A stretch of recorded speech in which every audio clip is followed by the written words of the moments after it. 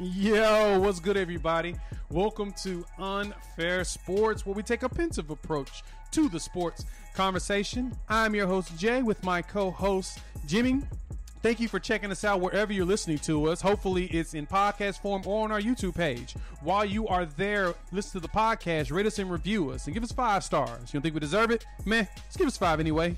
Gifted. So, on this week's episode of Unfair Sports with the both of us, you will get NBA Finals, who won it and who lost it. Top 3 landing spots for a particular superstar if he does end up moving along.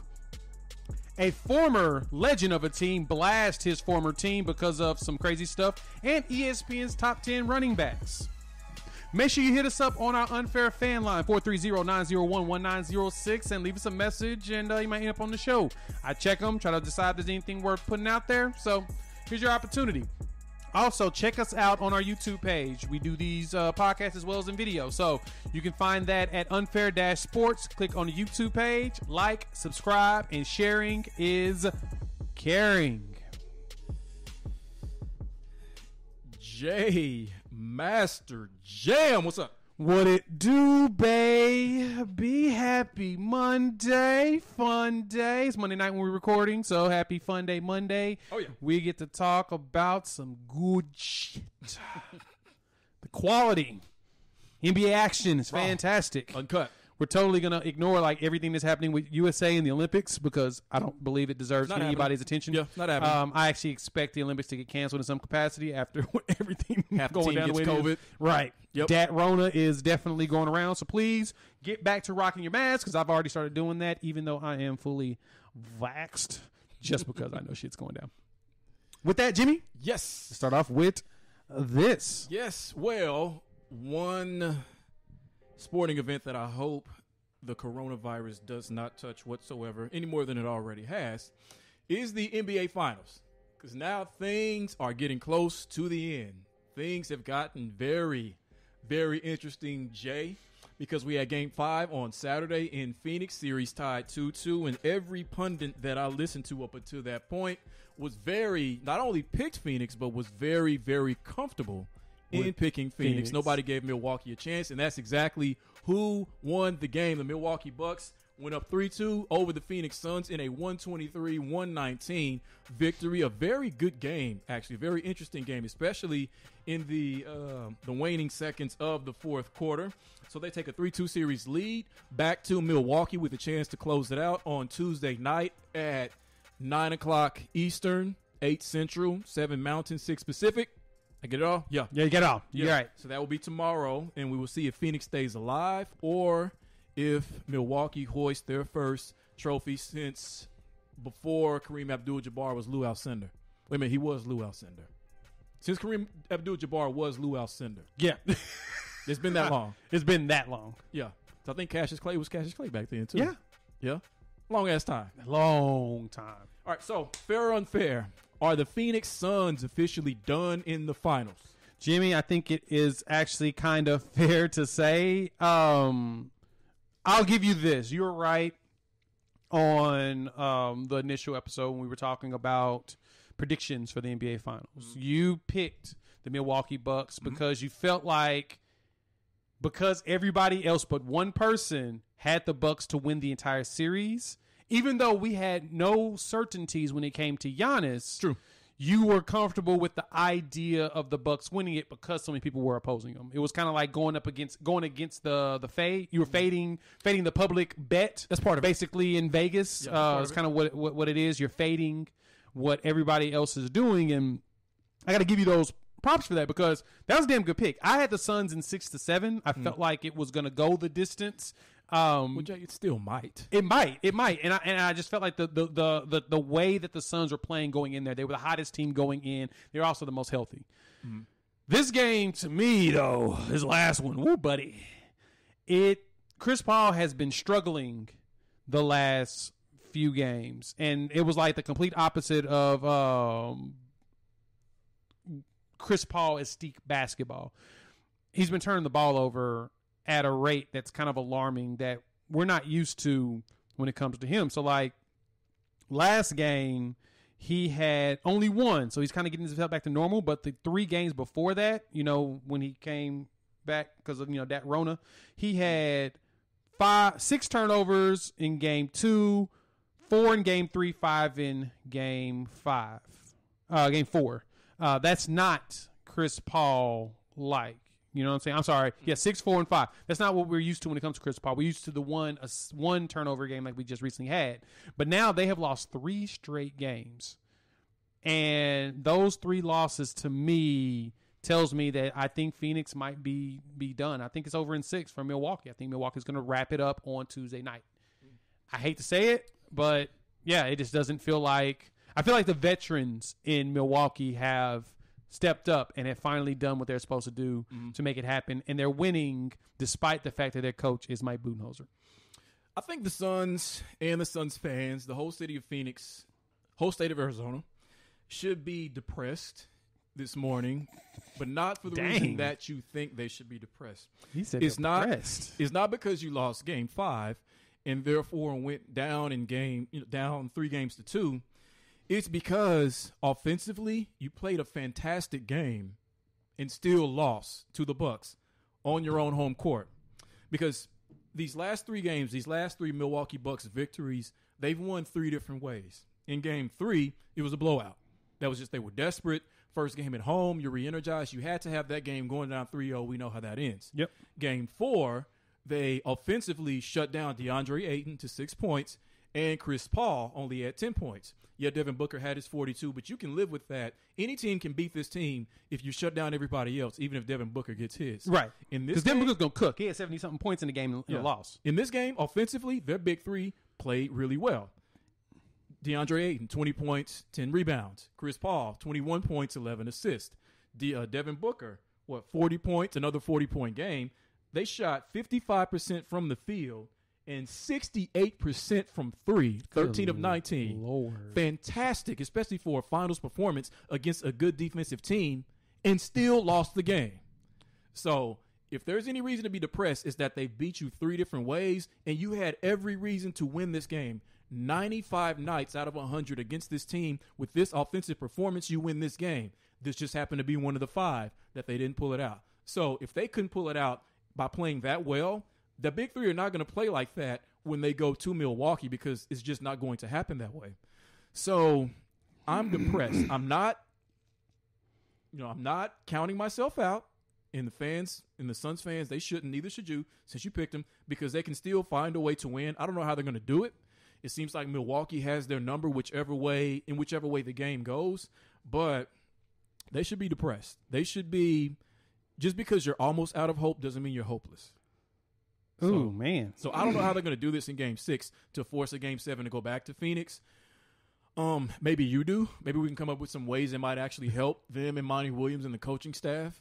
But I don't know what else they can do at this point because all your best plays have already been seen. All your moves, all your tricks, all your adjustments, this is game 6. You've already used those in game 5. So I don't know what they're going to do. What can they do? Honestly, I don't know what they can. Well, I say this. There's one thing they can do is to get Devin Booker to stop shooting as much as he shot. He shot the ball 33 times in this game. The previous games, he was shooting, well, I put it like this. When he shot under 25, they were 2-1. The loss is game 3 where Devin was just awful. He was 3 for 14. But it felt like he was the only one putting the ball in the air. So it doesn't feel like there was a lot of ball movement. Now, I can't say by visually seeing it because that's not something I analyzed in that game that they weren't passing the ball enough. But I'm looking at just the way the shots that were put up in this game. Mikal Bridges shot 83% from the field and 100% from 3. He was 3 for 3. He shot the ball 6 times. Jay Crowder shot the ball 7 times. Booker had 33 shots. Chris Paul had 15 and 12 for DeAndre. 12 for DeAndre Ayton. So Devin Booker was doing everything, just like you said. The Milwaukee defense was Devin Booker do whatever he wants to. So, well, you know what that was, though. Big part of that is WWKD. What would Kobe do? This is exactly what a young Kobe would do. That's true. You feel like, I have to put the game on my shoulders because I know I can do it. I've done it before, to the neglect of your teammates. Sometimes that gets you the victory. Sometimes that's what's truly needed. But like you said, your 40-point game in game 4 did not work. So you got to find a way to get these other guys involved because, again, you said Mikal Bridges was perfect from 3. Cam Johnson, who every time I see him shoot, he makes it perfect from 3. Yep. So you need to feed those guys more. Even Jay Crowder, nearly every time I've seen him shoot in this series, hits the 3, perfect from 3. Do you think it has something to do with youth? Do you think it's the moment is getting too big for those players for the Suns now? Like it's as we've been building the momentum into the finals from winning the first 2 games, and you go to game 3 and in game 4, the weight is starting to really weigh on their shoulders. That's what I said. That's what I said from the very beginning, that this is a young team. So when a young team faces a veteran team like this, typically that's going to manifest itself in some way. And this may very well be that way, that all that youth on the team outside of Chris Paul is starting to show itself in this regard. Because I think if the situations were reversed and this team faced a lot of the adversity that the Bucks have not only faced in this series, but throughout the playoffs, they probably would not have gotten this far. And that's a big part of the reason why I feel like Milwaukee is tougher. It's not so much that they're physically tougher and more imposing, even though they are, but it's because they had to fight wars in order to get here. Yeah, you win on purpose to get the team in the first round that beat you handedly last season, the Miami Heat. You take them out. Then you face a Brooklyn team, and I know that they were down to a star and a half, but you still had to win in Game 7 on their home court against an all-time just otherworldly player in Kevin Durant, who almost beat you about by himself. And then after that, you face probably the hottest team in basketball outside of Phoenix, and the Hawks lose game 1, handedly lose game 1, and then find a way, because of your veteran experience, because of your poise, to come right back and make it look as though Atlanta had no place being with you on the court. And then you face the Phoenix Suns, go down 0-2. Devin Booker's playing this great basketball. Chris Paul's been playing this great basketball. And then you stay calm. You stay steady. Just like in the first quarter of this game, they got destroyed in that first quarter. Nobody's heads held low. Nobody's pissed. Nobody's arguing.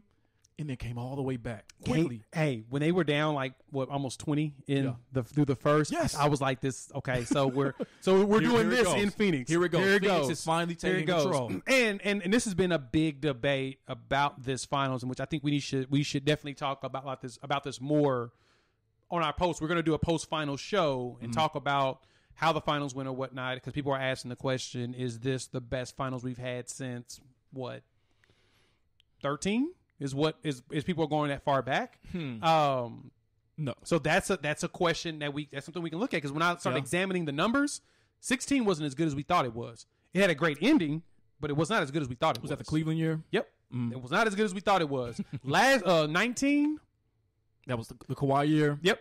That was questionable when you start looking at all of the things that happen around. Like, there's a lot of qualifications that go into it. So something to talk through or whatnot. So have that in mind for later. But let me ask you this, though.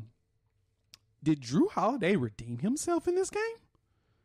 Has he become more than just Eric Bledsoe 2.0? Well, I think he always was that, because Eric Bledsoe was never the on-ball defender that he was. So you're right. To go from a 4 for 20 performance to a 12 of 20 performance, and along the way neutralized to some degree Chris Paul over these last 3 games, I would say yes, he's definitely redeemed himself. Not completely, because he still needs the title in order to do that, not just for the series, but for the rest of his career. Yeah. No one will ever be able to say anything about Drew Holiday. Probably one of the most underrated trades or offseason acquisitions that we've ever seen. Right, because the question we've always asked ourselves about Drew Holiday is, why does he keep getting these $100 million contracts? Right. Like, no one knows why he's getting them. From the naked eye, you can tell that it takes trained eyes to truly understand certain talents that can do certain things. Mm-hmm. And Drew Holiday's one of those. I mean, he got the max deal in New Orleans, and I was like, I remember him in Philly. Why are we paying him this much money? Then you saw what he did to Dame in the first round when we were with the Pelicans and swept out Portland. You're like, oh, so that's why. And then he gets traded. He gets another $100 million contract, and then he has kind of blasé playoffs for the most part. You're like, so why are they paying this dude then? And then, now I do believe this happened contrary to what Budenholzer wanted to do. That Drew Holiday said, "Hey man, I'm taking Chris Paul moving forward. Period. I don't care about your strategy and trying to rest me and trying to give me opportunities to get my offense. No, I'm gonna get my offense going while defending him full court, because we all know Chris Paul. He said it himself before. He hates when he's defended at length. Mm-hmm. Drew Holiday is one of the few players that can actually do that. I mean, we saw that in his defense against James Harden. So." I do agree. I think that he may have redeemed himself. And I'm glad you bring that up. I'm glad, and I hope that there are a lot of young, kids, basketball players who listen to what you just said, in the sense of on-ball defense is a way that you can become an elite player, is a way that you can become a champion and earn a $100 million plus contract, because that's something we don't talk about because it's a very offensive game. That's why people watch these games. They watch these games, 99% of fans, in order to see, Devin Booker do what he does or Giannis fly through the lane, to see offense, not defense. So when you take that small collection of great on-ball defenders who have those $100 million plus contracts, that shows you that is another way to win that people don't talk about, because he's like that. Ben Simmons, even though there's a lot going on with him and he's probably going to be traded, great on-ball defender. Jimmy Butler, that's a big part of the reason why he's one of the most respected players in the league. Kawhi Leonard as well. I mean, there is definitely a place, no matter what the style of basketball is or what era it is, for on-ball defense, that never gets old, and that's never a losing strategy. Because sometimes even being a great scorer can be a losing strategy if your efficiency is bad. If it takes you, like you just mentioned, 33 shots to get 40, I mean, he still shot over 50%, but you're right, that's way too many shot attempts to get your 40. Yeah, that's a good point. Okay, so let me ask you, as we wrap this up, who do you think right now, if the Bucks win Game 6, is the Finals MVP? It's easily Giannis. I mean, I think it is. It maybe shouldn't be. Maybe in the spirit of the award, maybe it shouldn't be. Actually, you know what? I'll back that up. I don't think it's easily Let me back up just 1 second. A case can be made for Chris Middleton too. I was about to say that he's hit a lot of big shots over this 3-game winning streak. Credit can be given to Jrue Holiday. He won't be in that discussion, probably because of that 4 for 20 game, but he's got his place in terms of how impactful his contribution was.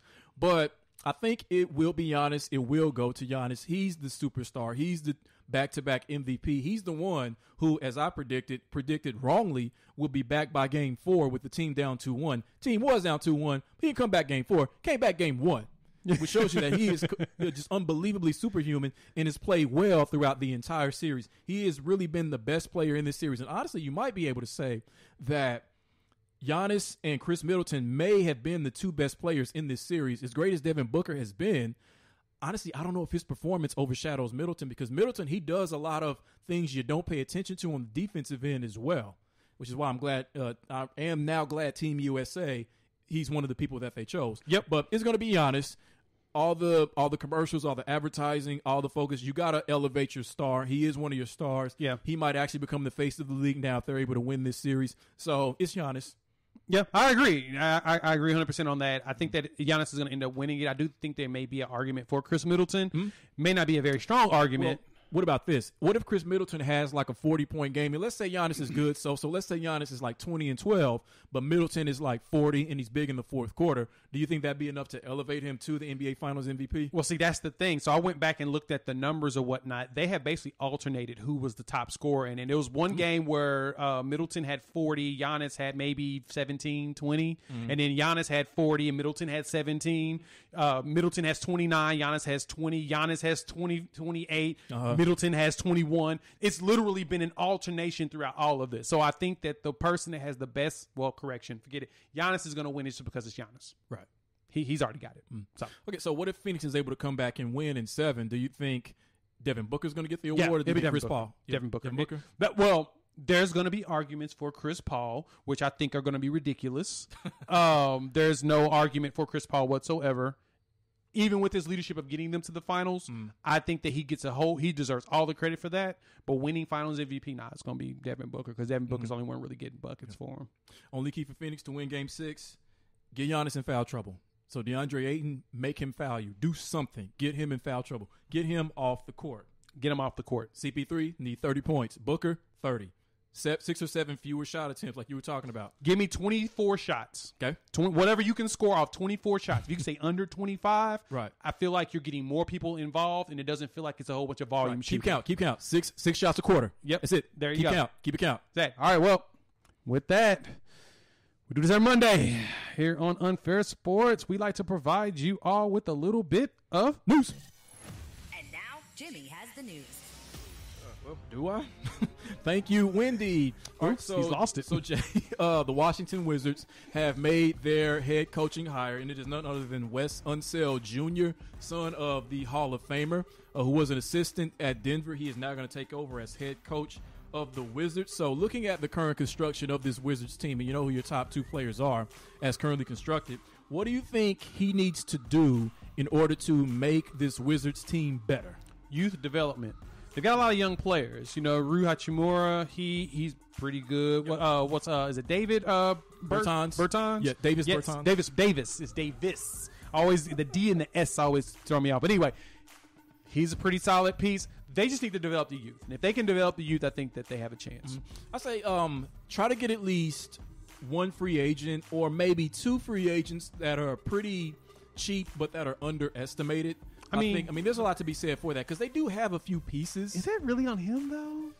Not necessarily. That's what I mean. So I'm saying if you're talking about him, he's got to develop his young players. The GM, yes, needs to get him that extra piece. Okay, develop young players. As far as coaching, yeah. And this is young players. Probably a big part of the reason why they bought him in is defense. He's known as being a really good offensive and defensive coach. Yes. So I think that being able to schematically increase the efficiency of the defense is something that will help as far as on ball. But NBA is all about players, so you got to get a couple of guys that can come in and help you out. Up next, and I love this story. So SEC Commissioner Greg Sankey essentially said that COVID-19 concerns will not lead to rescheduled games this season. So essentially, if COVID runs through a team, what he's saying is you all can F yourselves. We're not going to reschedule this game at all. You're going to play it, even if you have to use the equipment managers to play quarterback. So with that, with this attitude, do you think that this is a good stance to take in the SEC that we will not reschedule games? Hell no, it's not a good stance. But it's what I would have expected out of the South. I'm just going to say that. Well, so to that point, do you think that since the SEC kind of sets the precedence in a lot of ways for what the other others do, for the other conferences do you think that the other conferences will follow suit and refuse to reschedule games off of their?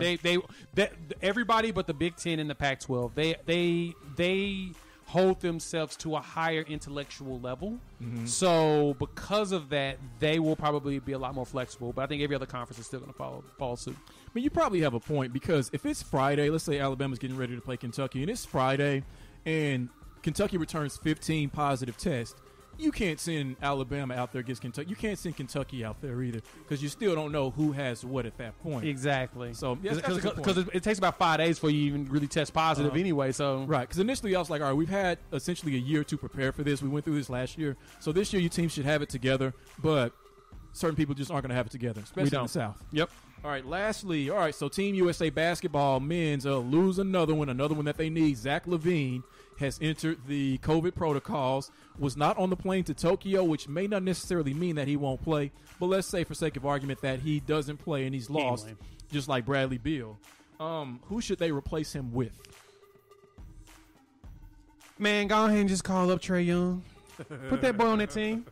He'd be worth it. He'd be worth it out. I mean, he's just coming out the playoffs. His ankle's probably nice, or a bone bruise might be probably pretty healed by now. Mm-hmm. Go ahead and just pick up the phone and see if he's available. So you agree they probably they need more flash right now. Well, and you also agree you love size and length when it comes to your NBA players That's you. and your NFL players. So I would say, all right, let's see if we can talk him into going. Let's try Zion. Let's try Julius Randle. Julius Randle's a good one, too. I don't know why they didn't call Zion after Kevin Love left. Or if not him, how about Tobias Harris? How about Paul George? Okay, if not them, what's Jimmy Butler up to? Okay, if not him, how about DeMar DeRozan? If not him, like you mentioned Trae Young, he'd be at the top of the list as well. There's a long list of players. Please, they need some flash. Get Trae Young. It'd be fun. Do not send in some Orlando Magic player who Greg Popovich absolutely loves as the replacement, like he's already done. Or you can go ahead and get the other former gold medal winner, Russell Westbrook, and have him come out there and play. What about Carmelo Anthony? Hey! Mr. Olympics. Mr. Olympics. Perfect. There you go. So, do that. Is that it? That's it. Snooze. And that was Jimmy with the news. Thank you, Bob. Okay, Jimmy, let's dive into an interesting topic to me is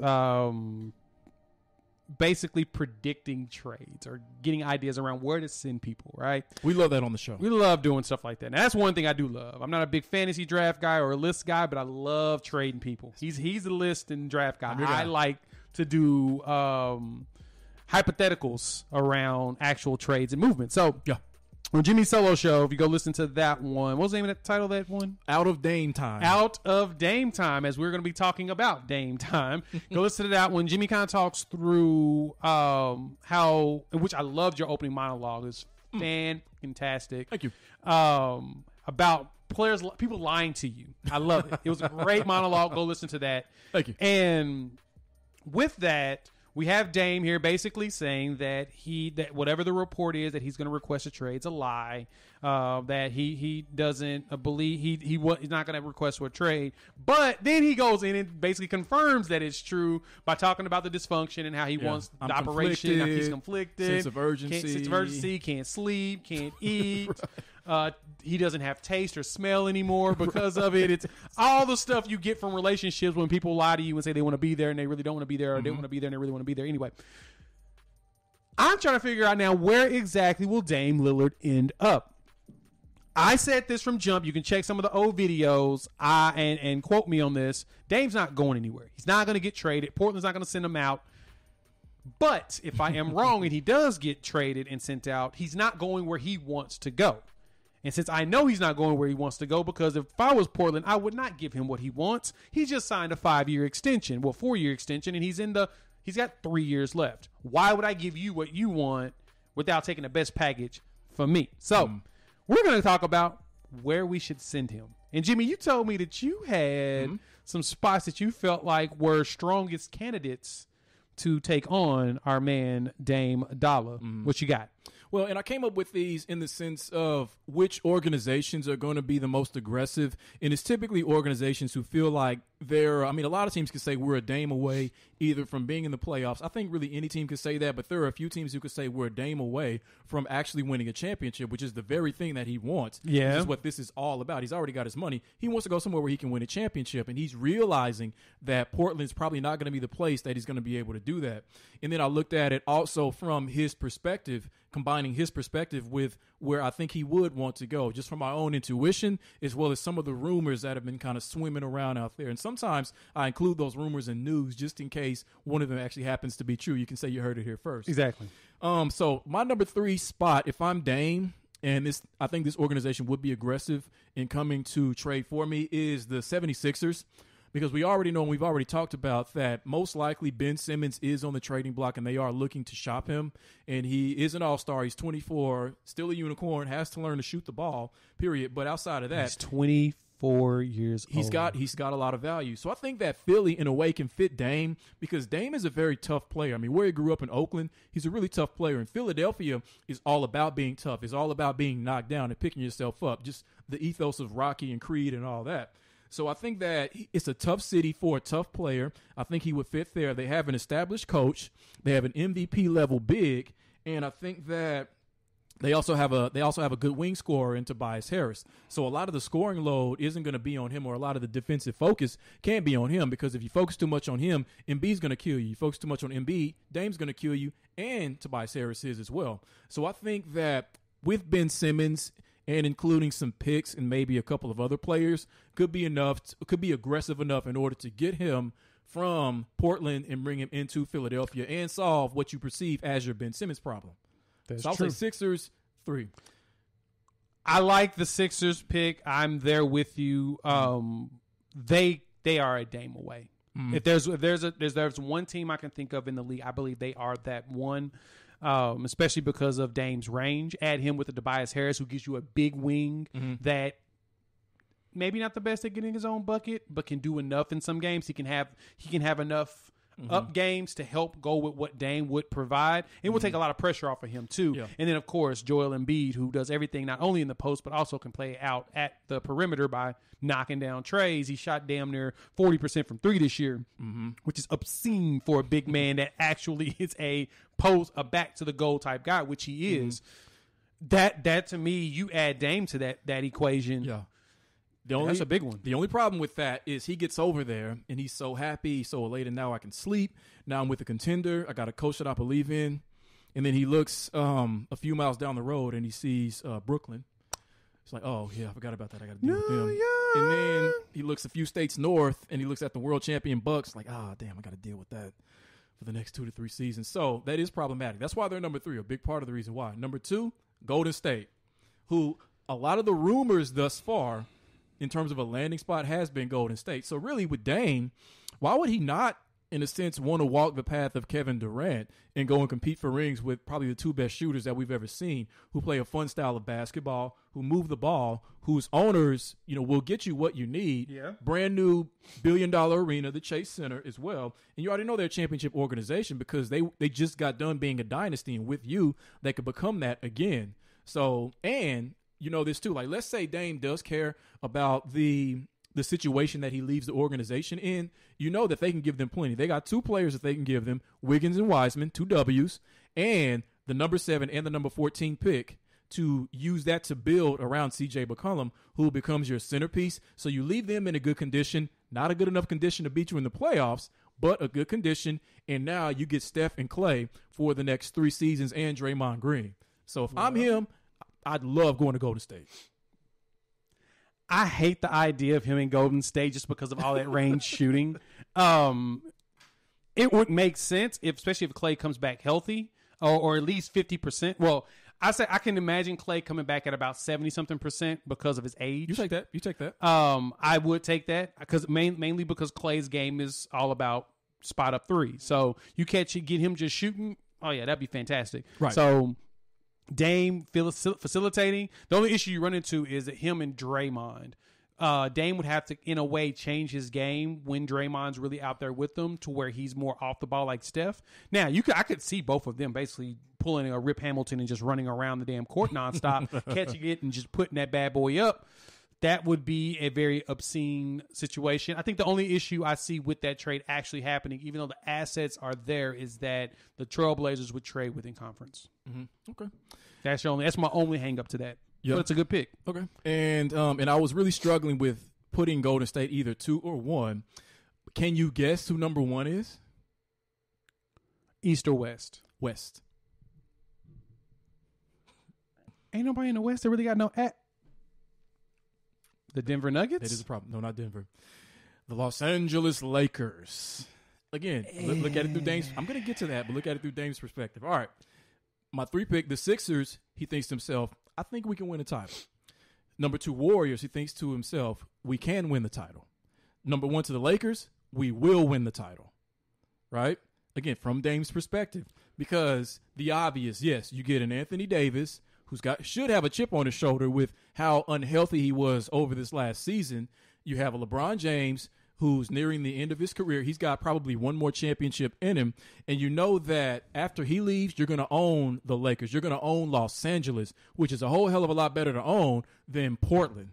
So I think if you give him that, I mean, hell, he hung with LeBron in the offseason. So these discussions did come up, even though now he's on an Olympic tour with Draymond Green and Steve Kerr. They're not stupid. They know he could go to the Lakers if he does end up getting traded or somewhere else. So they're working him over as well. But I think that in L.A., that probably gives him his best opportunity to win a championship because you can take LeBron and AD into a final series against the Brooklyn Nets Big Three, and most people would take that LA Lakers roster over them probably 8 times out of 10.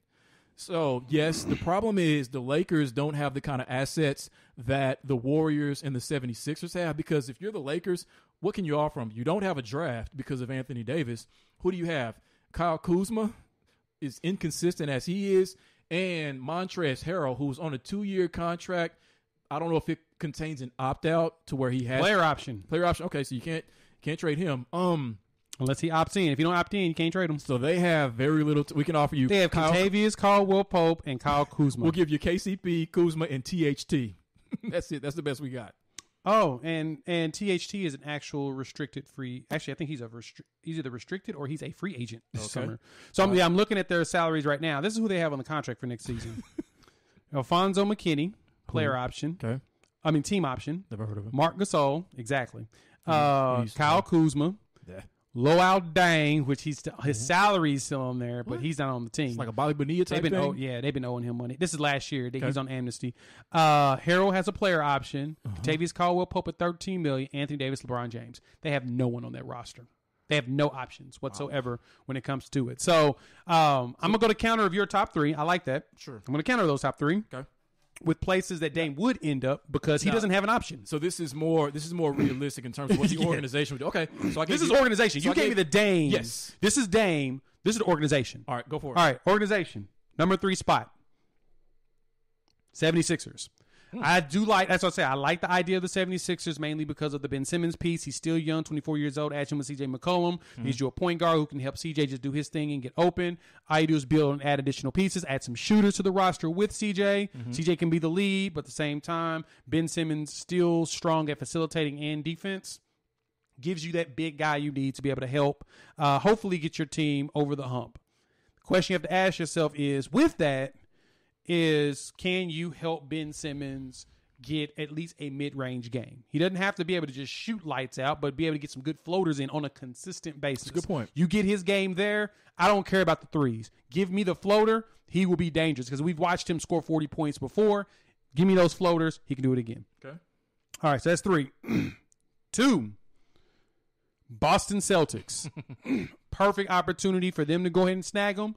Either they can trade Jaylen Brown, which is probably who they're end up trading. I've been mentioning this before. I think it's time to break up the band. But having the veteran leadership of a Dame Lillard over there with the Jason Tatum, I think they could build around that. Which, I mean, they're on tour together, too. Jason Tatum is there, so that's right. Exactly. Okay. And they can build a relationship, build a rapport. Tatum just needs someone to keep pushing him. I think Tatum is going to be at superstar level, but I think he needs that additional push because he's still young, still a kid. Most of those players on that roster are still young. I think that's the one thing they add. They add a point guard that's not always hurt. I think they can do it. And especially because Dame is a top-tier guard in this league, I think that he can make them go to the next level. That's probably Boston's best play. Okay. Number 1 on the list. Definitely not anybody in the West because it makes zero sense. There's only one team in the West. That's a correction. There's 2 teams in the West I think that would make sense for them to trade him to. Would have been the Warriors or the Denver Nuggets. Now been more of a swap for like Michael Porter Jr. I mean, that's a young wing who's starting to ascend. But how does that work with Jamal Murray? You move Jamal Murray to the 2. You just force him to go to the 2. Or you send Jamal Murray up there. Because, I mean, honestly, if you have Jokic and Dame, but Jokic is a point guard. I mean, he's more of a point guard for them, too. So there's a lot of things to play around with that. I'm thinking in my mind only stars of trading. I'm not going with the nuts and bolts of all the extra pieces or whatnot. I'm thinking stars or pieces that you could trade to make logical moves for a front office. But my number 1, it is the Knicks. Start looking at that young roster, Obi Toppin, that quickly you put together. If you can find a way to get Dame and keep RJ Barrett with Julius Randle, I think you might have a chance. I think RJ Barrett would be really good as a third option on that roster where he doesn't have to be as much of a volume shooter. He can just be more of a playmaker, a slasher, and then put up shots as Dame creates openings because you're going to have to double Dame at some points, especially the fact that Dame can pull up from the logo. What do the Knicks have as far as assets? Oh, they got all their draft picks. So we'll just take their whole draft for the next decade. There you go. Okay. And that's the other thing about some of the others. That same thing with Boston, which is they have a new GM, so I think this is now a possibility, is they can actually trade off draft picks for a change. They could have done that and got a player a long time ago. They could have had Paul George and probably won a championship. Paul George would have been great leading those young players. But, yeah, I think that the Knicks have the assets to really just, I mean, like I said, dump your future, add 1 or 2 young players. Hell, send Kevin Knox over there. Some people are still high enough on him, but he's someone that they can feel like he's a project. So the Knicks are kind of a sleeper. I think. I mean, everybody's trying to get him to the Knicks, but it makes sense.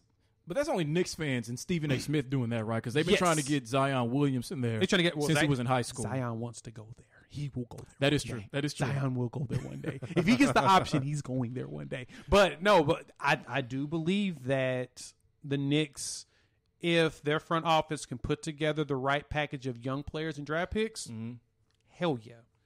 Portland has to pull the trigger on that. But I'm going to say this again as I wrap this up. Damian Lillard will not get traded from the Portland Trailblazers because it makes zero sense for Portland to trade him this year. Trade him with 1 year left on his contract. That's when you know that it's time to blow it up. But this year, stupid. Don't do it. I think they're going to have to trade him because, like I said, they've got 3 weeks in order to prove to him that they can build a contender around him. They have no draft picks and no free agent is going to go there. So at the end of this bronze medal run in Tokyo for the U.S. men's team, he's going to come back already pissed off, look at his roster on his phone, not that he's not going to know who is on it already, and see, oh, we're just the exact same team as last year, except we have Chauncey Billups as the coach. He's not going to come off the bench in order to play point guard for this team and help us out. So I'm ready to leave. Trade me. Like, well, hey, you have fun sitting at home. We'll fine you and make sure that you don't get a single check. If you're cool with that, we'll let you sit for a year, which protects their asset too. I mean, but would they do that to the first or second best player in franchise history? I would totally. Well, I'm not going to do trade that, but I wouldn't trade. Do that. I think front office wouldn't trade him. Mm-hmm. Not because if he said I want to be traded, I'd look at him and be like, but they can't have this standoff with him because you're a small market team. You have to finesse every single way to get free agents that you can. You're kind of in the exact same position as Oklahoma City, so you can't strong arm a star player like that who does not want to be there because you'll never get another star player. They don't ever get star players. What are you talking about? The only way they get star players, you draft a star player, you draft him, and that's it. He ends up in the same position as him. Yep. You continue to cycle. What are you talking about? You just keep doing it over and over and over again. That's the thing. Portland gave him a chance because no one looked at Damian Lillard going into the draft. Did you know him at Weber State? No. Exactly. He gets drafted. He pops up there. He becomes a star, and you're like, hey, shoot. So they took care of him. They were the team that took on him that nobody else really wanted to at the time. So that's basically where the relationship comes in. But then when it doesn't work out, guess what they do? They just recycle it, just like they did with Clyde Drexler. They ended up trading him later on the end of his career, got him a championship, and then they just went through the cycle again. That's a long time to wait, though, between the end of Clyde Drexler in Portland and the beginning of Damian. Well, you got to Lillard. remember they were battling the Lakers. That's true. In the early 2000s. One season after that, Sacramento was the one battling. Yeah, that's true. Because they got Scottie Pippen when he was old and a bad back. So they okay. All right, so that's the formula, just like they got Carmelo Anthony. All right. So let's get a bunch of draft picks. We're still going to trade Damian Lillard. Let's get a bunch of draft picks. One of them is going to pop by the fourth year of this. Then we're going to get another veteran free agent who's going to come in, and then maybe we start going Oklahoma City's route, get some international players in here who look at Portland like it's Hollywood, and then before you know it, we're in the championship. Problem solved. Year 12. Portland Trailblazers. Year 12. Yeah, 2033. Year 12 of Your the cycle. 2033 NBA Finals champions, Portland Trailblazers. 2033. Damn, that would be horrible. All right. You know, I love Dallas. I really, really do. They're the gift that keeps on giving. The gift that keeps on. It's like Christmas every single week for the show. We could literally be a Dallas Cowboys show if we wanted to be. I've debated it. Yeah. Yeah, I mean, we're in that part of the country to where we'd have a lot of listeners for that reason. Focus on just this area for a while. Yeah, yeah. And this is an example of what I'm talking about. On the heels of being about to be the talk of the NFL. No one's going to talk about any preseason games. All anybody's going to talk about is Hard Knocks. But before we get there, if we get there, let's talk about this. So one of their very own, one of their more outspoken Hall of Famers, really the only one who ever talks about the team, is Michael Irving. So, you know, as we again have been in the midst of a pandemic and of this debate for a lot of people with vaccinations versus not getting vaccinated, as well as the threshold, the percentage of players that NFL teams are trying to get vaccinated so that a lot of their protocols can be relaxed, and just in general to hopefully reduce the possibility of some of your players or your best players getting COVID. Well, it came out that one of the teams that is below this threshold that the NFL has been trying to get teams to is the Dallas Cowboys, meaning that less than 85% of their players, but judging from this, substantially less than that, have been vaccinated. So of that, Michael Irvin says this, because he relates it to something. He says that as it pertains to this, to winning a championship, nothing else is more important. Not being one of those teams that is above the threshold, says there's other things to a great number of people on this team that are more important than winning championships, and that makes me worried. So essentially what he's saying is that because we haven't reached the threshold, that this team isn't serious about pulling out all the stops and really going for a championship this season. So, Jay, I pose it to you, is what Michael Irvin said, or this connection that he's making, is that fair or is that unfair? It's fair. It's fair because, in a way, I agree with Irvin. Now, this is a very polarizing topic, and this is not medical advice on my part, but at the same time, I do live in the household with a doctor. Right. I did get the jab. So I got it. I'm fully vaxxed. And that's all from my own personal study and research and understanding of how things work. And let me give you guys kind of a quick synopsis of my thoughts when it comes to this stuff. If you're a churchgoer or non-churchgoer, you've heard things. God creates everything, right? You know, the world starts with Adam and Eve and all this jazz. The world, the 7 days. I'm like I said, I'm paraphrasing it very poorly on purpose. But everything's created by God in some capacity. Everything. And from that, everything that's created makes the decision of being good or evil. Everything makes those decisions. That's no different when it comes to the things that our body has to battle that we can't see. Viruses, bacteria, things of that nature. Just think about it. You have bacteria all up in this region that's good bacteria that's used to break down all the stuff you eat, your digestive system. It flows through your bloodstream. You have good bacteria in all through you that helps with you. You have good bacteria on the top of your body to protect you against bad bacteria. Because why? Everyone is inherently good until they're not. At a certain point, you make evil choices. You do evil things. That kind of goes the same thing with your viruses. Viruses have just like people, make themselves bad. And what they do, they latch onto a host, they mutate, and they begin to grow and rapidly deploy. They basically hump like Catholic rabbits. Exactly. Right. Exactly. Think about it that way, how rabbits just multiply like crazy. But that's what it does. And so for me, that was my first thought when it came to that, because then I started thinking about the vaccines that we do have. We have them for polio. We have them for smallpox, measles, all of that stuff, right? I caught chicken pox as a kid, and luckily our body built the immunity to where you only usually catch it once unless you stress yourself out and it becomes shingles. Long story short with all of this is my research and understanding of how science works tells me that it makes sense to jump to a vaccine. There's a few people talking about how this vaccine came out so quickly, because usually we test them for years and years. They had a surplus of funding.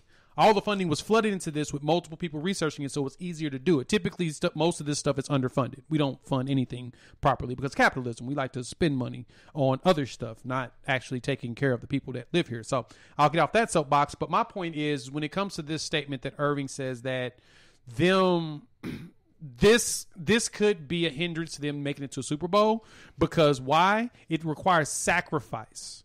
It requires research, understanding, and sacrifice to win championships. Sometimes you got to make the play that's better for your teammate and not for yourself. The play that doesn't get you the big contract, you got to do the play that might not get you the big contract, but hopefully it's noticed on camera to where they see, you know what, you are a big asset player. Like a Drew Holiday. Drew Holiday's getting these big contracts because they see what he does off the ball. They see what he does on defense on the ball. On the most unstatistical, the most unglamored position thing you do in sport, in basketball especially, is playing defense. That's what got him his money.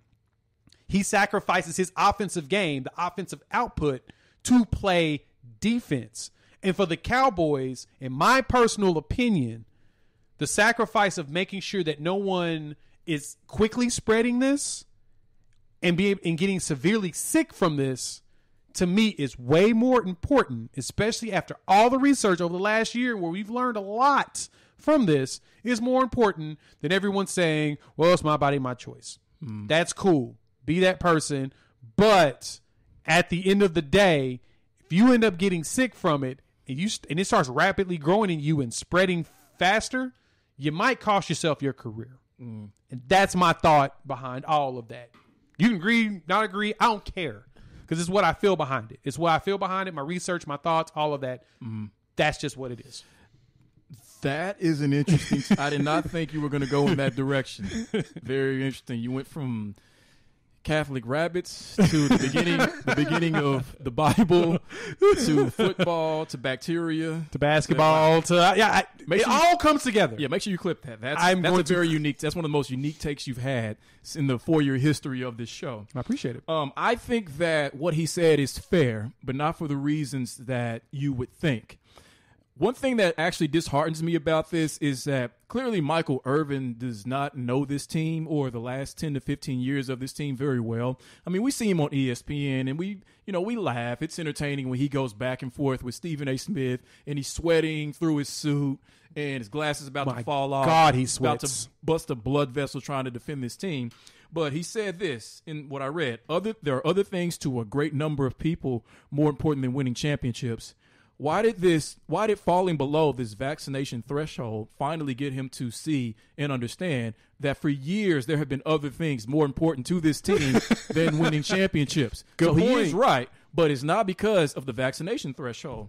I mean, for example, you talked about, and a lot of this is due to Jerry. Whenever you watch the Dallas Cowboys play, every time I watch them play, I'll speak for myself, I don't ever see a championship team. I don't see a team on the verge of winning a championship. I don't see a team that I watch and look at throughout the season as completely locked in, as completely focused on winning a championship. It's like there are always things more important to a lot of the players on this team, on and off the field, that get in the way of them winning championships. And one of those things, obviously, and we've talked about this before, is Jerry Jones, because he'd rather have fun. He'd rather play Madden than actually do what this team needs in order to win. Case in point, and this is no fault to him, he's going to be a fantastic wide receiver, CeeDee Lamb.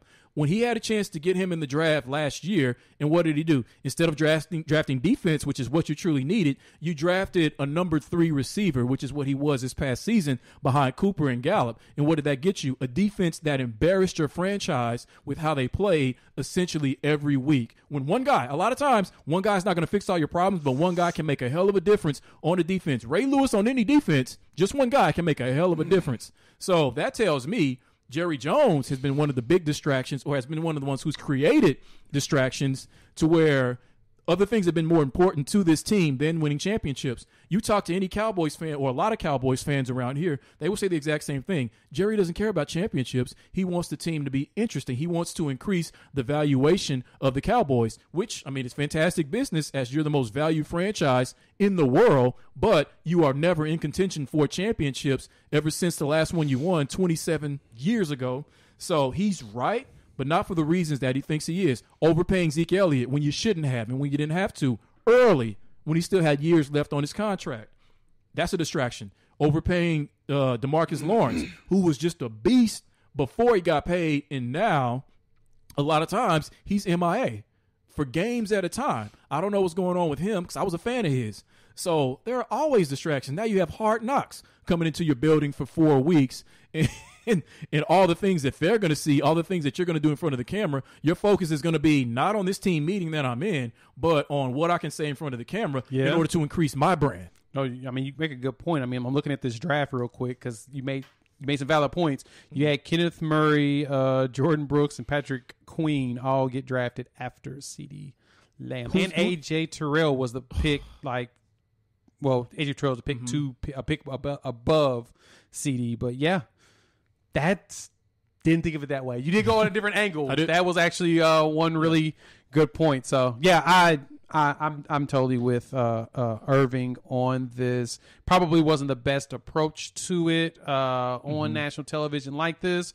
But I mean, in a way, like I said, he's right. But you know what? In a way, also, I think they'll pay attention to him because I think he's probably one of those guys. He does probably 2 to 3 pregame speeches with this team because he is so passionate and because he was just an all-time great Dallas Cowboy. One of the only Dallas Cowboys I ever truly liked was Michael Irvin. The only one he actually truly liked. Yeah. Well, during that era when they were winning championships, he was the only one that I liked. Yeah, he's actually my favorite receiver as a kid. Watching him play, I actually preferred him over Rice. Even though I knew Rice was better. I was the contrarian. Clyde Drexler was my guy over Michael Jordan. So yeah, I did all Karl of that. Malone was my favorite basketball player. Don't ever say that in public. So I was as contrarian as it got. Yeah, I know exactly what you mean. Don't say that in public. Yeah, there are always things more important to the Dallas Cowboys and to their management than winning championships. This is just another one. Yeah, another distraction. All right, NFL. So ESPN. Let me mention this as well. Thank you for checking us out here on the YouTube channel. Those listening to us, check us out on the YouTube channel. Go to unfair-sports.com. For those listening, you can click on the YouTube button. You'll see us here. For those that are watching us, you can also go to unfair-sports.com. And there, you can actually check out the podcast version if there's days you can't actually watch the video. So I'll make sure to chop it up where you guys can see each segment separately, as well as the full length. That's how we keep you guys entertained. So let's go on. Let's dive into the next segment, which is going to be ESPN's top 10. So last week we did the quarterbacks. That one was a really good one. I had a nice little discussion with a Titans fan on there about Ryan Tannehill. They seem to love their guy so much that they defend him at every turn, even though I gave Tannehill props. an eye test. We'll talk about that another way. Now we're on running backs. The next one we'll probably do is receivers after our break. We will be gone for 2 weeks. This is the last show. Actually, the last show will be the post-final show, and then we'll be gone next week and the week after. We'll be back for you all August the 10th. August the 10th is when the next show will relaunch. So, with that, ESPN's top 10 running backs, Jimmy. And this was a very interesting list, and I'm ready to get your thoughts on this and really debate it. So, Let me give you a list of the players. Of course, we'll start at number 10. Number 10 is Josh Jacobs with the Las Vegas Raiders. Still feel weird saying that. Number 9, Joe Mixon with the Bengals. Number 8 is Aaron Jones with the Packers. Number 7 is Zeke Elliott with the Cowboys. Number 6 is Saquon Barkley with the Giants. 5, Christian McCaffrey with the Carolina Panthers. Number 4, Nick Chubb with the Cleveland Browns. 3, Dalvin Cook with the Minnesota Vikings. Number 2 is Alvin Kamara with the Saints. And the number 1 guy is you guys, Titans fans. It is Derrick Henry. So, for some context about these lists are surveys from 50 league executives, coaches, scouts, and players. These aren't the opinion of the ESPN staff. This is the opinion of people actually in the league and their thoughts about players and where they rank them up. It is a ranking. They have a point system that they did, and so this is how it came out. So, with that, Jimmy, do you think ESPN got it right? Well, do you think these executives got it right? Based on my version of the list, I can say no. Ooh. But in doing this list, I can say yes, essentially because of who it came from, and that there isn't too many things with where they had them that I can argue with. But I was telling you before the show that I was upset with you because you did something to me and you don't even realize you did it. So in discussing that we were going to talk about the top 10 running backs, I did what I always do. I made my own list of my top 10 according to my rankings from 10 to 1. And normally, I'm a whiz when it comes to lists. I know exactly who I want where, the reasons why, and it all makes sense to me. But on this list, I was tormented. On this list, past maybe 1 or 2 picks, I had no idea where to put who. I lost sleep over it. I was upset. I think I wore the same clothes today as I wore yesterday. I was in really bad shape. Wow, you were in shambles. In shambles because of this list, because I just could not figure out why it didn't make sense to me until it did. Now, when evaluating running backs, from someone who's just watched the game for most of his life, you first look at, in terms of how I made my list, health. Because, you can't do anything on the field if you ain't there. Yeah, that's true. Right. So I looked at health. You can't be a friendly neighborhood spider hitman without a friendly neighborhood. Exactly, right. So I looked at health 1. I looked at running between the tackles 2, because the foundation of what a running back is supposed to be in terms of the history of the position, which is evolving somewhat, is being able to run between the tackles. If it's 3rd and 2, 4th quarter, we need this first down. I don't want to have to throw a flare to you. I want you to pick it up with me handing the ball to you. How well do you do that? Number 3, then comes pass catching ability, which is a big part of what running backs are asked to do now, just that extra dimension. And number 4 is blocking, which is important because that can be the difference between getting your quarterback killed or not. But that's the difference about it. That can be the difference of a 30-yard touchdown, a 30-yard pass completion or incompletion, and a 50-yard touchdown. Right. You're right. So it's important, but as a running back, there are other things I need you to focus on first. I'm with you. So, all right. So when I did my list, here's what happened to me. Here's when I did my list, I already knew, okay, Derrick Henry's number 1 off a 2,000-yard season was fantastic. Yeah, let's go one by one with it. Yeah. Derrick Henry's a freak. He doesn't make sense to me because, for one, he never gets hurt. Yep. If he does get hurt, nobody knows it. He's like Jim Brown in that sense. Nobody ever knows when he's hurt. 2, he can squat 1,000 pounds, but his calves look like mine, right? I don't understand. I don't understand the physics of how that is possible. That's a good point. 3, when you look at him, he looks like a running back, stocky as you would think, but the way he just mashes people's faces into the ground makes no sense to me. The mash, right? Monster mash, monster mash. Exactly. Yeah. I've never seen that before. So he's like Giannis. He makes or Giannis, as Brandon Marshall says. He makes no sense to me. Just like LeBron James. He makes no sense. After that, the names I had from 2 to 6, based on my criteria, you could put in any number from 2 to 6. I had no idea how to arrange them. I had Saquon Barkley at 2. Ooh. I know I'm going to get some flack for that. I had Christian McCaffrey 3, Nick Chubb 4, Alvin Kamara 5, who I guess I had him much lower than everyone else, and Dalvin Cook 6. If you put any of these players in any one of those spots 2 to 6, I couldn't argue with you. Yep. Because I arranged them probably 100 times to see if I could get it to where I was content with it. Couldn't do it. Could not do it. So that's 2 to 6. Now, number 7, I did settle on. Number 7 to me is Aaron Jones. I don't think he's as good as those guys, but I think he's better than the ones who come after him. All right? And so Aaron Jones 7, and then I have Zeke at 8, Joe Mixon at 9, Antonio Gibson at 10. I could, in hearing that list, I could take out Gibson and put in Josh Jacobs because Gibson's coming off 1 season. Jacobs been a good running back, at least for 2 seasons, maybe 3? When did he get drafted? I want to say 2 seasons, right? Yeah. Okay. So 8 to 10 between Zeke, Mixon, and we'll say Josh Jacobs. You could arrange those any way you want to. All right. I know I had Gibson in there before, but I had no idea where to put either of these 3. So 1 Derrick Henry, 2 to 6, the collection of names I mentioned. I have no idea where they truly go. Aaron Jones 7, and then Zeke, Mixon, and Josh Jacobs, wherever you want to. That's not a list. That's just a bunch of chicken scratch. Like, I don't know what to make of this. Just throw dominoes on the table and just figure out what the numbers are. Right. So I don't know these running backs. I will admit. So looking at the honorable mentions, Jonathan Taylor, Kareem Hunt, Clyde Edwards-Helaire, and Miles Sanders. Do you think any of those 4 deserve to be in the top 10? Read that name again. The name? Jonathan Taylor, Kareem Hunt. Jonathan Taylor has a case for 10. Clyde Edwards-Helaire, and Miles Sanders. Nope. Yeah. Nope. So I don't have an argument for Jonathan Taylor at all in the top 10 because I don't think that he's better than Josh Jacobs. Josh Jacobs is a workhorse. I think that he is he's a feature back. So I'll put it like this. I think that everyone on this list, the top 10, I think they got it right. I think all of based upon the averages, because it's a set of averages, of course, unanimously was Derrick Henry number 1, mainly because of the 2,000-yard season. You can't not put him up there because he's still been able to put up those type of numbers. So he definitely deserves. So Titans fans, I love Derrick Henry. Think he's the best player you got on your team. Think he's really all you got on your team. I'm kidding. No, I think that I do think Derrick Henry is the best running back. The only problem I have with Derrick Henry at this point is that he's 27.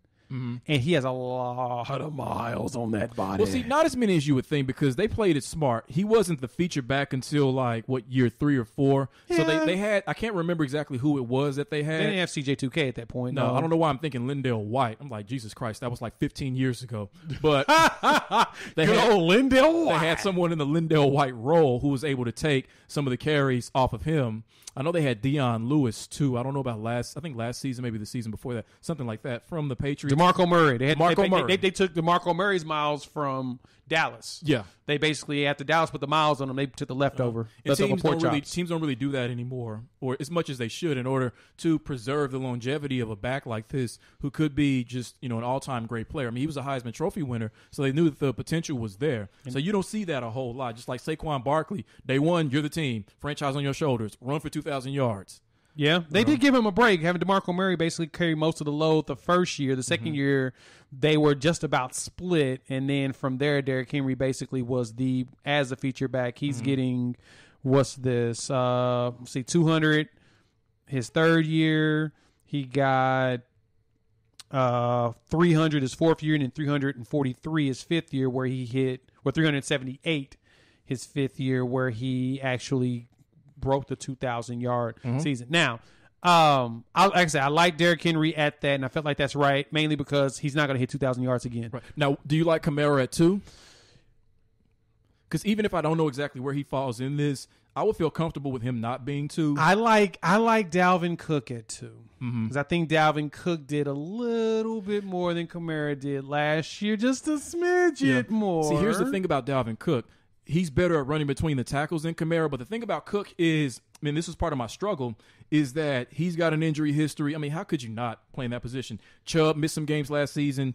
McCaffrey missed most of the season. Barkley missed most of the season, and I think missed some time the season before that. So injuries was kind of an issue. Zeke's quarterback was basically out the entire season. Right. Yeah, you had a lot of factors in there. Josh Jacobs missed some games. It cost me my fantasy league. But see, with Cook, that's what Cook would do. He won't cost you a season. He'll cost you fantasy championship because he'll be out the last 1 to 2, like the last game or two of the season. He'll miss that. That's what he misses when fantasy wise you need him the most. Whereas weeks 1 through 15 he was there. Yeah, I think the thing that edges Alvin Kamara over Dalvin Cook, which makes sense, is that Alvin Kamara had 711 yards after the catch, and he led all NFL players with that. So he's the perfect run between the tackles and catching the flats guy. I think to someone who came after our generation, would see Alvin Kamara and be comfortable with him at 2 because he's like one of the best receivers in the league. Whereas me, with the old school running backs, as far as, number one, outside of health being between the tackles, that's a big part of the reason why I put Saquon Barkley in there, because I think he is better running between the tackles at 2, better than C-Mac, better than Kamara. I think he just edges Dalvin Cook. Nick Chubb might actually be better between the tackles than Saquon Barkley. But Chubb doesn't catch passes. No, that's the thing, is Nick Chubb is a running back. I'm a running back. He's a running back's running back. Yeah. Running backs like him a lot because he is like them, legends especially. Jim Brown. Coming out of Jim Georgia, Brown. he is a yes. So I could see that. I would move Kamara to 3 personally, only because I think Dalvin Cook, I look at it the same way. I look at the running the ball. I think that Dalvin Cook's a better running back. I think Alvin Kamara is a better all-purpose back. Like, he does everything. So then I would keep Chubb at 4. I like Chubb. Christian McCaffrey being basically the Marshall Faulk role. If he wasn't hurt, he would have been higher. Because last year he was ranked number 2. But he was hurt last season. So like you said, health is probably 3rd on my list for running backs. And then pass catching, only because health is the most important. That's where I would see McCaffrey and Saquon down, because Saquon's coming off that torn ACL. And Christian McCaffrey's coming off every other injury he had at 5'11", 205. True. So he's kind of, it's funny to say that 5'11", 205 is undersized, but that's really undersized for what they do and the load they have. And Saquon was the number 1 running back last year. So your number 1 and number 2 both were out last year. That throws, to me, everything off as far as them trying to be ranked any higher. So, yeah, they would fall in that range. I think the Zeke one is the most interesting. I was going to ask you about that. Do you think that there's a case to be made that he's outside of the top 10 based on how he did last season? I think that the way he did last season wasn't really most his fault, because his quarterback it was the gone. Dak effect. He was literally the option, and every team knew that. I put it like this. The Zeke situation, to me, makes me think of the situation that happened with the Titans in the playoffs versus Baltimore. They basically said, we're putting 9 in the box. We're putting 10 in the box. And then we're going to put the other 2 players on A.J. Brown. And so everybody else can do what they want to, but we're not going to let Derrick Henry go anywhere. And Tannehill, you're going to have to beat us by getting everybody else involved. And he couldn't do it. Mainly because that's not that easy to trust young guys and get them going, especially when Corey Davis wasn't playing the way he should have been playing. And Tannehill's just not that guy when it comes to that. So could you make that same case for Joe Mixon, that everyone says, all right, we're just going to load up the box. We're going to stop you. And I know he had a rookie quarterback, up until I think it was week 11 or something like that, when Joe Burrow got hurt. But before that, that was a position that they obviously struggled in. So do you think that Joe Mixon would be higher if he didn't face a situation year in and year out like what Zeke Elliott faced last year? Yes. I think that, and it's funny because one of the statements in here is that he's a fixture on the top 10 ballots despite playing only 6 games last year and averaging pedestrian 3.6 yards per carry. Who's this? Joe Mixon. Yep. We already know that the problem is that he plays for the Bengals. Yeah. So it's not something that he can truly control. Last year he was ranked 8th. This year he's ranked 9th because our running backs are a little bit better, especially with the way Aaron Jones, he was honorable mention last year. It makes sense to have Joe there, but I like Zeke at 7. I think Zeke's going to have a bounce back year. I think Zeke is going to be in better shape. He'll be better prepared, and he'll play. He fumbled a lot. And the one thing that helps Zeke to me in all of this is that Zeke is a really good blocker. And that is a very underrated. Of the list, he's the best one. He's either the best one or the second best one. Yeah, I think between him and Derrick Henry. And I'm not sure how Derrick Henry is I'm not when either. it That's comes why I to can't say, actual movement. I haven't paid attention to him in the backfield because for the most part, when Derrick Henry's on the field, he's getting the ball handed to him. Whereas with Zeke is a lot of times where Zeke will bump and go, but Zeke was getting ran through post-COVID when he was out there. And that's one of those side effects from that Rona is decision making. So it messes with your head. So I'd say I do like Zeke around there. I probably would put Aaron Jones above Zeke. Yeah, I did. but I don't know. And honestly, I think the way they rounded it out is good. To be honest, it's kind of interesting that we really only have 10 backs to me that are premier right now. Like I can't think of any other backs outside of these 4 honorable mentions that I think that, oh, we're really sleeping on this person. Like, we're really not. Like, we're kind of low on running backs. Well, because right I think a lot of teams are going to that running back by committee strategy. Yeah. I mean, and you can win with that.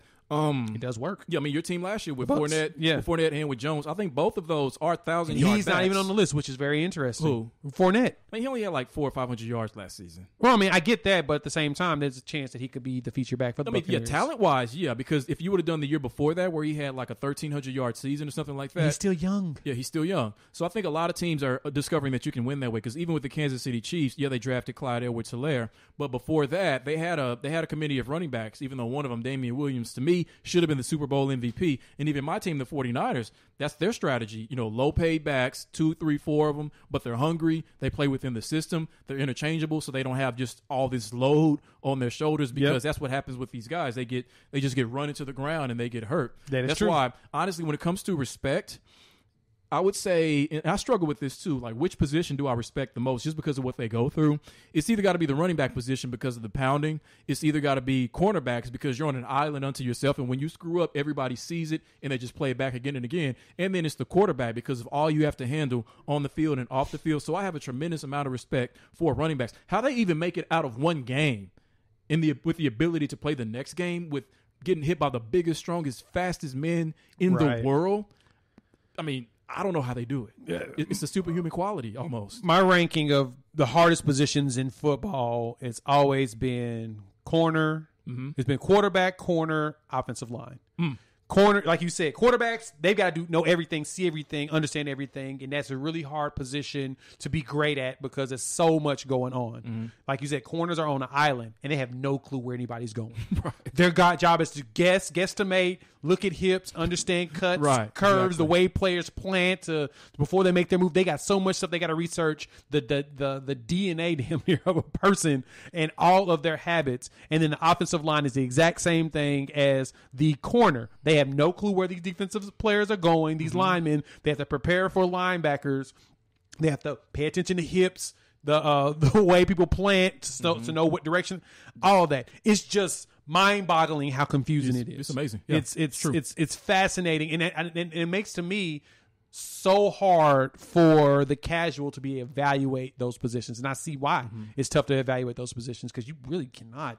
Honestly, I'll be watching the game just for most of my life, just like you, and it's like even when I try to watch offensive line play, there's very little I'm able to pick up on. The ones who I've encountered who know exactly what they're doing and why they're doing it or what they should have done, play the position. Yep. That's it. Outside of anybody who played the position, nobody knows just how hard it is and the intricacies of the position. Or guys that literally just watch film nonstop. Like I love listening to Greg Cosell talk about that, mainly because he dissects every aspect of the film, and it's just like, I want to get there one day. I just want to sit down, watch film, and constantly dissect. But it's one of those things that it's a skill that you have to learn by just doing it nonstop, but you also got to do it. Can you imagine being able to do that for a living? I'm in a sense of reevaluating some of my career choices, and I've had a good career.